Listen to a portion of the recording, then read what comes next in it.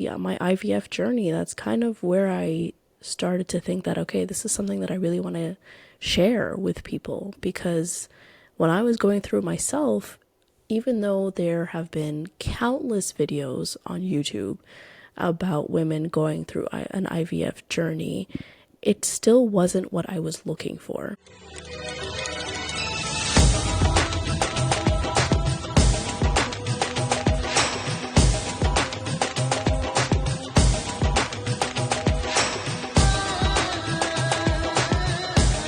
What's up, everybody? Welcome to Coffee and Taboo, the podcast where we spill the beans on things that we're too afraid to talk about. I'm your host, Chandni. Get cozy, grab your favorite beverage, and let's dive right in. So when I launched the idea of this podcast, a lot of people asked me why the name Coffee and Taboo. And to be honest, I feel like the best conversations happen over your favorite beverage, whether that be coffee, whether that be drinks with friends.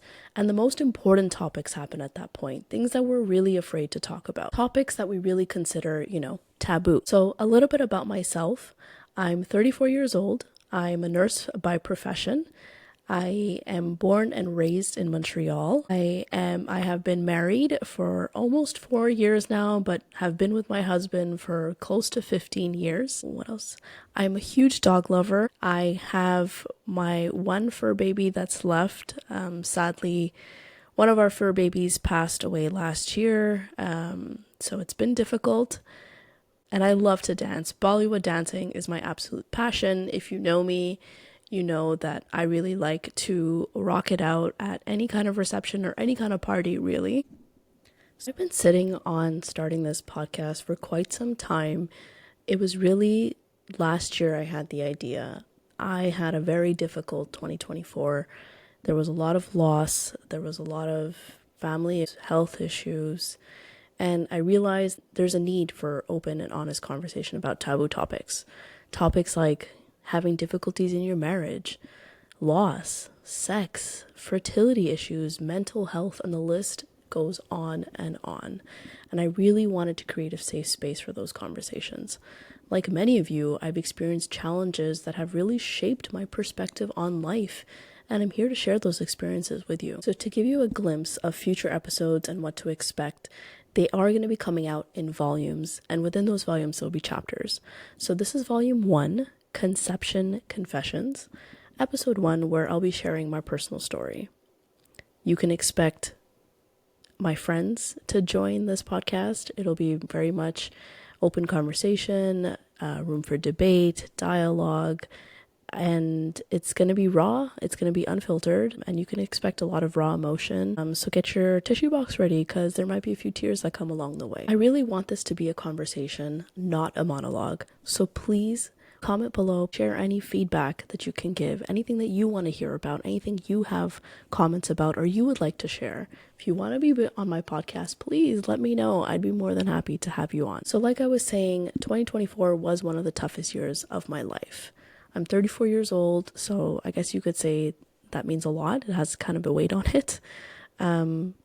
Start off with losing my family dog. He was my first dog in our family. We were really afraid of pets at that when we were much younger. It was kind of like not common for Indian families to have pets. So we had him for about 14 years. He passed just after his birthday. It was in February. It's going to be a year now that he's been gone. Rest in peace, Puck. And then we had some family health issues that happened, and then I started my IVF journey. And then we ended the year, unfortunately, with losing our second dog. Our youngest dog, actually. His name was Rocky. Love you, Rocky. Miss you, buddy. He sadly passed suddenly, so that's been a challenge and quite difficult to cope with. But yeah, coming back to my IVF journey, that's kind of where I started to think that, okay, this is something that I really want to share with people. Because when I was going through myself, even though there have been countless videos on YouTube about women going through an IVF journey, it still wasn't what I was looking for.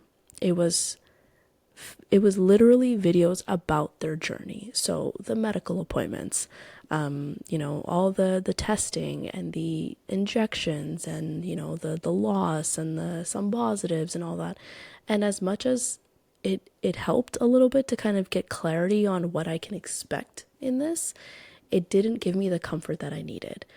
It's like I needed someone to tell me, listen, you're not alone. I'm going through this too, and you're going to be fine. And that's my whole goal with this podcast, is just to hopefully reach out to someone that might feel that they're going through something very difficult alone. But I'm here to tell them, hey, you're not alone. I got you. I got your back. And as much as I had my friends, I had my support system, I had my mom, shout out to you, Ma, I love you so much. It helped. It definitely helped. But it was also just that fear of not knowing what's to come, of not knowing about the pain and the loss that come with this IVF journey, the countless of emotions, the roller coaster of emotions, and what that can do to you as a person, how it can affect your marriage. And that's just something I wish I had more support in.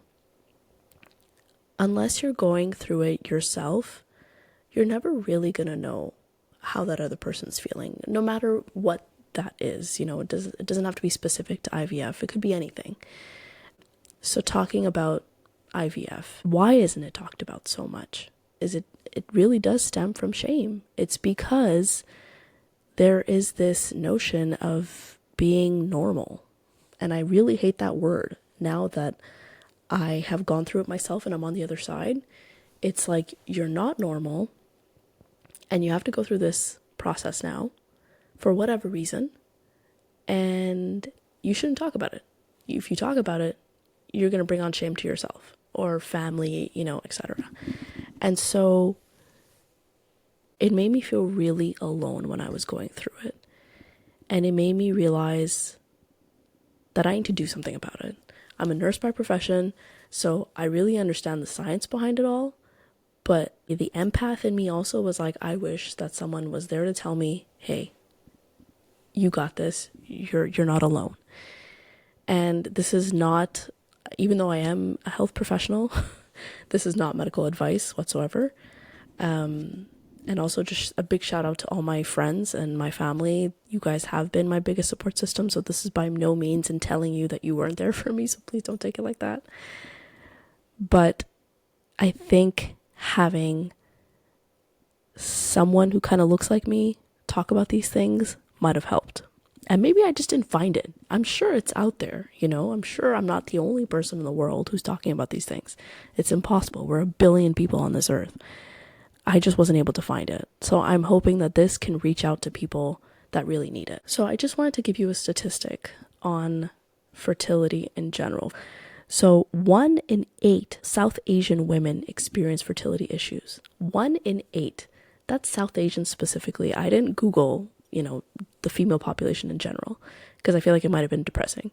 But 1 in 8. So Indian families were quite big. You could have maybe 5 or 6 people. So every second family, you could say someone has fertility issues, whether that be the woman or that could be the man as well. And so a lot of us suffer in silence because we are burdened by this cultural taboo and these societal expectations that you have to keep it quiet. You keep it quiet because if you keep it quiet, it's within your own household. You're not airing your dirty laundry per se. But is it really considered dirty laundry? Like, why? I just don't get it. I know when I was personally going through it, my mother said to me, don't talk about it a lot. Just don't talk about it a lot. 1, because you don't want evil eye, so buri nazar. And 2, you don't want to give people something to talk about. And my response to that, and my mom knows this, is why not? Why not give something to people to talk about? Why the hell not? We should be talking about these things, and the haters are gonna hate, but there's more people who love and care than anything else. And that's, I think, what's more important. So coming back to my IVF journey, essentially it started back in, I would say, like 2022, where my husband and I, we were trying to conceive. We've been trying to conceive for, I think, about maybe a year at that point, when we were diagnosed with fertility issues.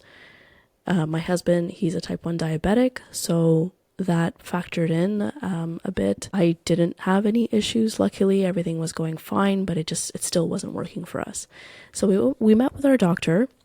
She's a great doctor. She's really knowledgeable, very, very caring. For those of you who don't live in Quebec or in Canada, we have free healthcare. So, but the thing is that when it comes to IVF treatments, your first cycle, which means when they're retrieving the egg and then they're transferring it back to you, that is covered by the government. I think I'm not sure if this is just Quebec only or if this is like across Canada, but essentially that one cycle, you're like super dependent on it. You're really hopeful that it's going to work, obviously, because as most of you know, IVF treatments can be quite expensive. If you have private insurance, they might cover it, they might not. But if you have specific questions on the actual IVF process, let me know and I can definitely reach out and we can talk about that. But essentially, we were diagnosed with infertility issues, so we had gone through the whole extensive process of going through medical testing. I had a bunch of tests to do, my husband had a bunch of tests to do. And then at that point, once all those tests are done, which can take quite some time because some of them are private, some of them you can go public, but you have to wait a really long time. And once that finally started, then we were able to get what you call a calendar appointment. So a calendar appointment is where the nurse looks at your menstrual cycle, and based on your menstrual cycle and what protocol you're on, there's like different protocols depending on how your menstrual cycle is, if you're regular or irregular and all that, you're started on medication.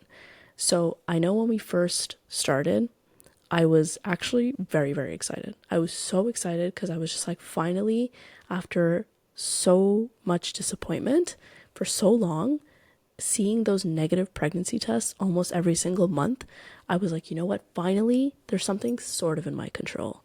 And it just made me super excited. And my husband was just kind of like, okay, like, take it easy. We still have a long way to go. And I was like, yeah, but I don't care. Like, at least we're moving forward. We're moving forward in the right direction. So this was like, I think maybe I'm 34 now. I just turned 34. So I think I was like 32 when this whole process started.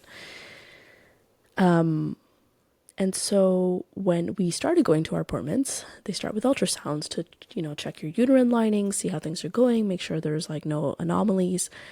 And the first appointment I have, this is like, I think during your menstrual cycle, the tech is like, oh, we can't do it this month because you have a cyst. I can't tell you the disappointment that I had. I was so sad. I remember calling my mom and I just started crying. And I just felt like at that point, I already felt like I had given up because I was like, what's the point? What is the bloody point? Because I have only been getting negative results for so long. And then this happens. So at that point, my mom was like, look, like it's 1 month. What's the big deal? We'll see again next month. So then you have to wait a whole other cycle and then you go back and then you restart the cycle again. They give you a new calendar and all that.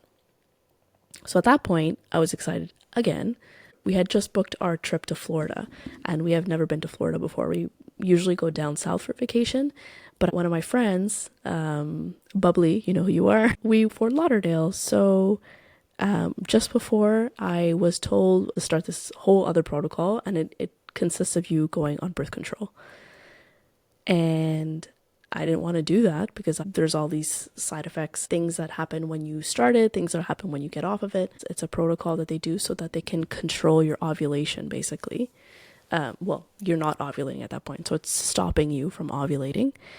And then we went off to Florida, and I think I needed that break because I didn't want to think about anything. I just really wanted to enjoy my vacation with my husband and be in the sun because we were in the middle of winter. It was February.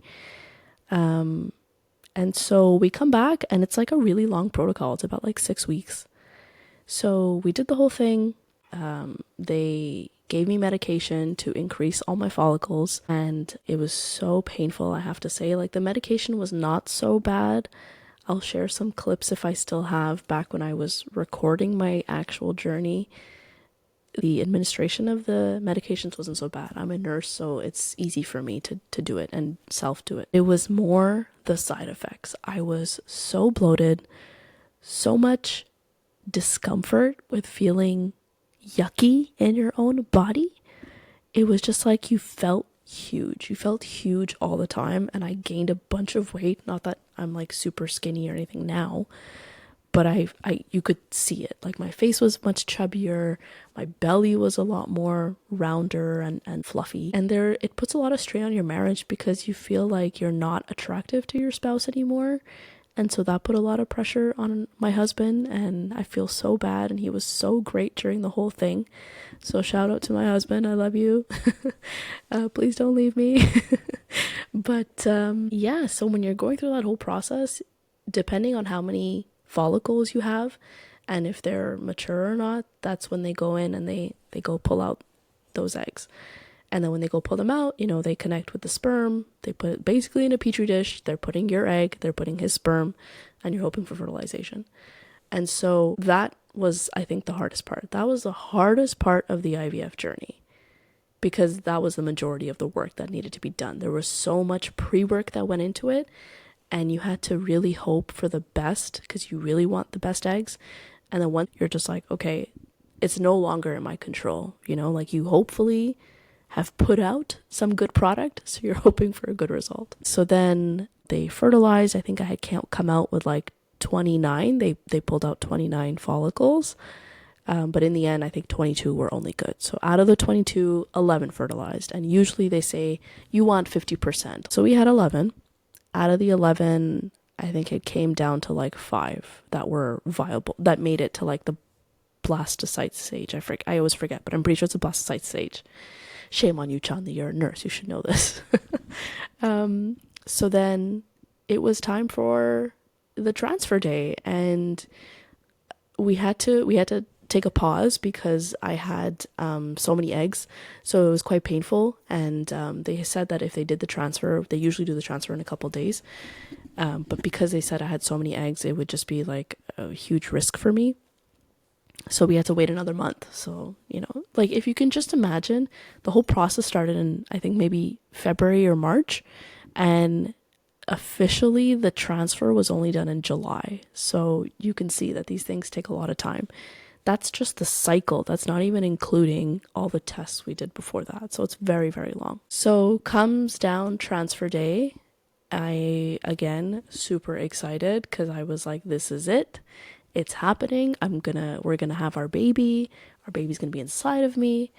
And I think it was maybe a couple days before when the specialist called me and said, you only have one viable egg. There's only one, because the other ones didn't make it. And I remember telling myself like, oh my God, are you kidding me? After all this, you're still telling me there's only one? So we have one chance for this to happen? Because usually, I mean, you hope that once you have eggs that are fertilized, they make it to that final stage, and then you would freeze them so that if, you know, when you do that transfer, you don't have to go through the whole IVF process again. You just take one of those eggs and you transfer that. So that's the first thing I thought to myself was, oh my God, you're telling me that if this doesn't work, I have to go through this all over again? And I remember telling my husband, like, I'm never doing this again. Like, this better work, because I am not doing this again. There's just no way. I'm not putting myself and my body through all those medications, that entire roller coaster of emotions, and putting you through all that stuff too. So comes transfer day. It was very emotional because you were literally in front of a screen and you see your little product, you know. It's like a blob, you know. It doesn't look like anything. It's literally like a blob. If you watch Friends, you know exactly what I'm talking about. When Rachel finds out she's pregnant and she's doing the ultrasound and she is with Ross and the doctor is there and she's like, yeah, that's where your baby is. And Rachel's like, oh my God, yeah. And then she starts crying and she was like, I don't know where my baby is. That's exactly how I felt because I didn't understand. So you see them literally inserting that egg inside of you, inside your uterus. And still, again, you don't really see it, but the doctor's trying to show you. So my husband was in the room with me. It wasn't that painful, I would say. I think it went pretty smoothly. It wasn't as painful as definitely as the egg retrieval. That was so painful. And that was it. And then they pretty much tell you, okay, go home. I was off for like 2 weeks. And they said, okay, you have to act like now you're pregnant because you want to, stabilize your chances as much as possible. And that's exactly what I did. I literally acted like I was pregnant. I stopped drinking completely. I had stopped drinking, I would say maybe 2 weeks before that. If I had to have wine, which is really hard for me because I really love my wine, but it was just like kind of maybe 1 glass a week, not more than that. But definitely as soon as we did the egg transfer, no alcohol whatsoever, eating very healthy, taking your prenatals, your omega-3s, everything that you could possibly do. And I remember having this conversation with my mom, and I was like, you're going to be a grandmother soon. You're going to be a nanny. Like, what should I do? We have to treat this like as if I'm pregnant. And I remember my mom telling me, like, don't get your hopes so high because you just don't know what's going to happen. And I was like, you know what, Ma? I have no choice. Like, this has to work. It just has to work. And lo and behold, I had to go for a pregnancy test 2 weeks later. They do a blood test for it. And I was positive. I was so positive. Actually, no, that's a lie. There was one moment where I felt that it didn't work. And it was maybe like a week and a half into it. And I felt this like weird twinge where I was like, oh my God, is that pregnancy feel? Like that pregnancy kick that you feel when the egg attaches to your uterus? But it wasn't like I could tell I just didn't have a good feeling in my gut. My gut was literally telling me it didn't work. But I still kept thinking in my mind, I was like, no, it's going to work. It's going to work. It has to work. It has to work. And so when I went for the blood test, I came back home and I was just trying to keep myself busy as much as possible. And then I got that dreaded phone call. I called my husband into the room, and I was waiting for so long because the nurse had told me, yeah, we'll call you as soon as we get your results. And it was 3:00 in the afternoon. And in my head, I was like, that's kind of not a good sign because I feel like if it was a good sign, she would have called me like ASAP. So we get the bloody phone call and the nurse then tells me, I'm really sorry. It didn't work. And I just remember like dropping the phone. It was so dramatic. You know when you watch those TV shows and they drop the phone and then you're like crying and just like throwing things. Yeah, that's what I was. Given it was a natural emotion. It was not staged whatsoever. I can tell you the tears were real. And it just made me feel like my whole world was done. Like I thought literally I wouldn't be able to make it to the next day. I just thought my life was over because I was like, what now? What am I going to do now? Because now this means that we don't have any backup, first of all. If we do this again, I have to, first of all, pay for it, which is super expensive. And even if you forget about the money, do I want to put myself through this again? And I remember calling my mom and telling her what happened, and she came over right away. And all I could say was, why is this happening to me? Why is this happening to me? Why is God punishing me? Another backstory is that I'm quite religious. I have a huge faith. I'm Hindu, so I have a huge faith with God. But that faith has changed immensely from last year to now. And I will get into that in another episode. But essentially, it was very black and white for me. Very black and white. Like if I do good, good things will happen. If I do bad, bad things will happen. If I pray, then good things will happen only. If I don't pray or if I miss something, then bad things will happen. And so in my head, that's all I kept telling myself at that point. I was like, you messed up at some point during this whole thing, and that's why this is happening to you. And it was tough. It was so, so tough. I can't even tell you. I really hope this never happens to anybody. I hope everybody who is going through IVF, your first shot is a success.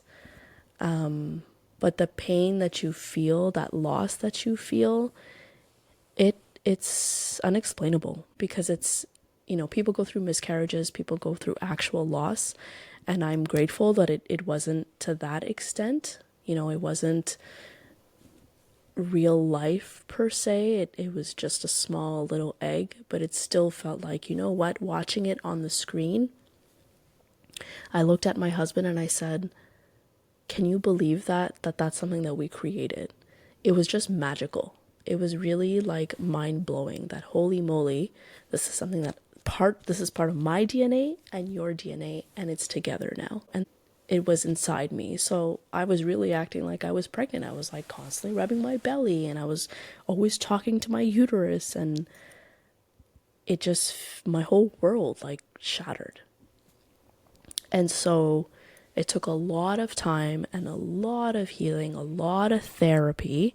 If you're not doing therapy, I highly suggest it. And it made me realize a lot of things. One, everything kind of happens when it's meant to happen.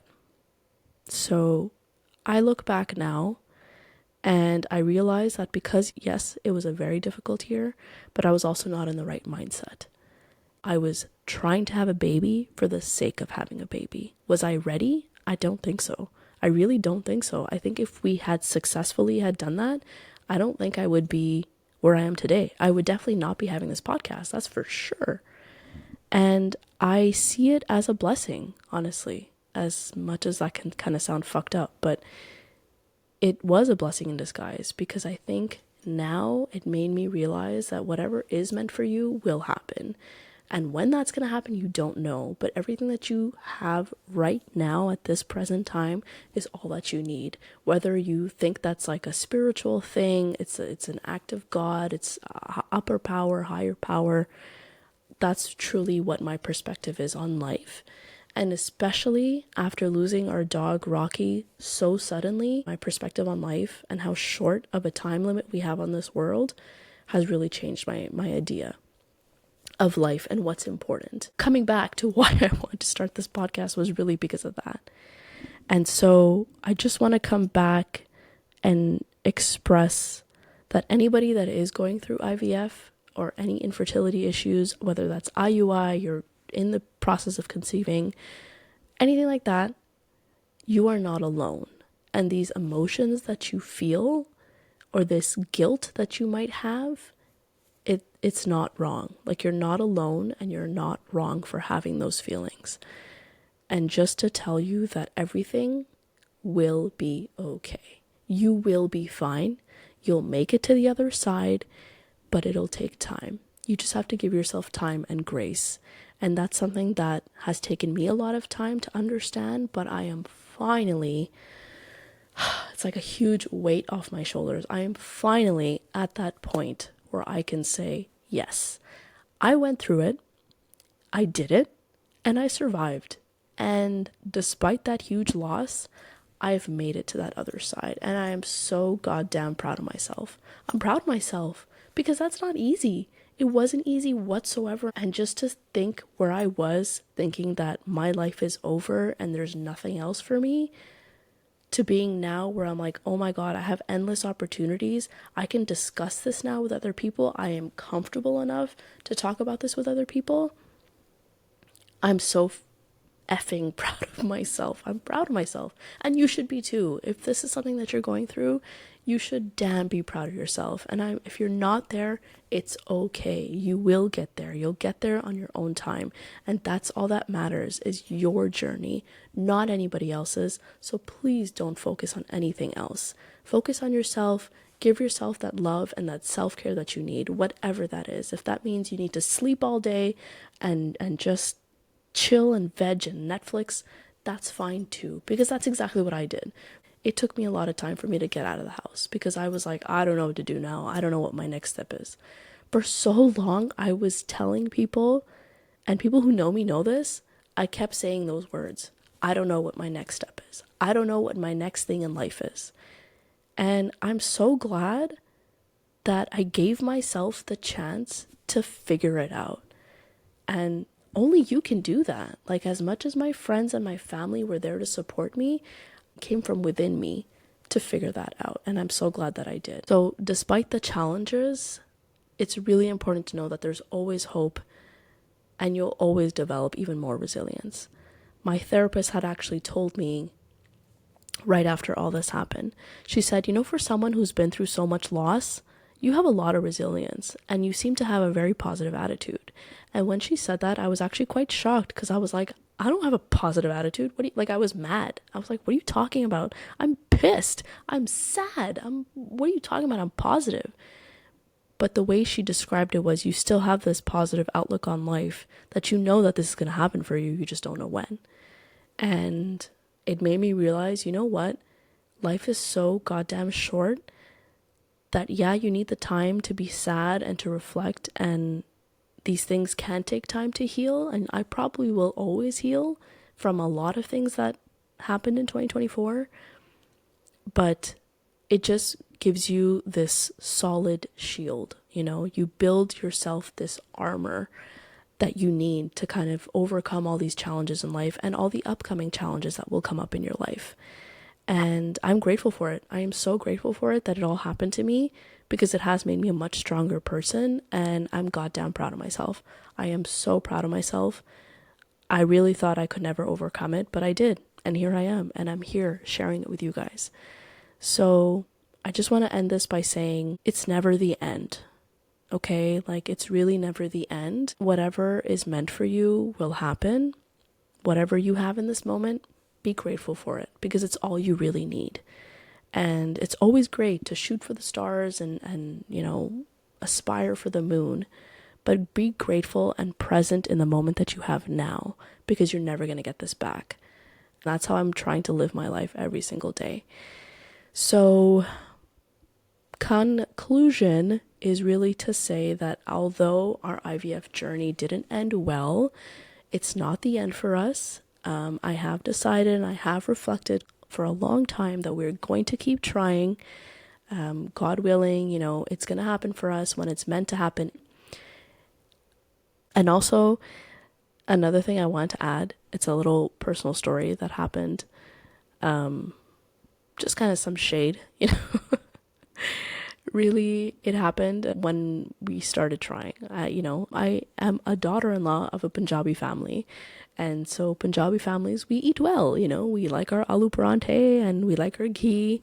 For my non-Indian people, it's like being from an Italian family, or really any ethnic family. Your nonna, your grandma cooks for you, your mother cooks for you, you're eating well. And so after marriage, I had gained a bit of weight, which is normal. And I had gone to the temple and I was wearing a sari. And so sari is like a traditional clothing that we wear, and it basically is like a big wrap. And you have to, tie it up on your belly. And sometimes if you already have a belly, it might look a little bit bigger. And so I'd gone to the temple, and every single auntie that was there was like, oh, do you have good news? Good news? Good news? I literally wanted to slam my head against the wall. I was so upset and I was so mad, and I was telling my mom, and she was just like, it's just what it is. It's just how that generation has grown up, and they don't have that filter in their head now that you're not supposed to ask these questions. And so there was only one auntie who had actually said to me, don't worry about it. Just live your life. Continue to live your life with your husband. You have your whole life to have children. When it's supposed to happen for you, that's when it'll happen. And I was like, thank goodness there's at least one person who can tell me that and not make me feel shameful for not having a kid at this point. So shout out to that auntie. I don't remember her name, but she's in my head right now. Life isn't easy. These topics aren't easy, but we're here to have a safe space, have these open conversations. I just hope that my story and my journey has maybe helped someone just a little bit. Otherwise, maybe it made you laugh. I don't know. I'm hoping this has some kind of positive outcome. I'd like to take this time to thank you all for watching my first episode of Coffee and Taboo. This coffee has gone cold now, but please comment, like, and subscribe to my channel. Would really, really appreciate it. Look out for the next episode, and please, most importantly, share, because I want to be able to spread this conversation with so many people. And thank you so much again for tuning in. I'll see you in the next episode. Thank you so much. Bye.